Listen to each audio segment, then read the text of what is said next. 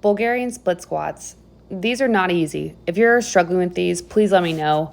They are a single leg exercise. So what you want to do is make sure you have something to put your foot on, as shown here. The toe should be flexed, not flat, and you have your other leg stacked over your hip.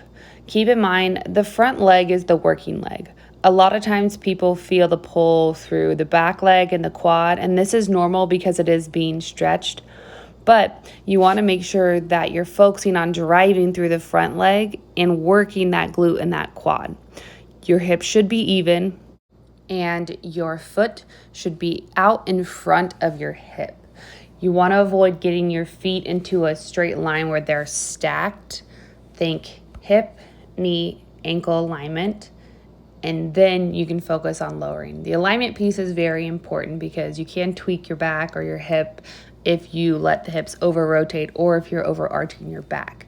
So make sure you breathe in on the way down and breathe out on the way up to keep your core engaged. Do not forget about this. As you get stronger, you can add weight by adding dumbbells.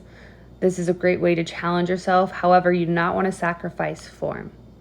The further you reach out with your foot, the more glute focus you're going to get. The closer you are, the front foot is quad focus. Again, do not forget to breathe. It's very important.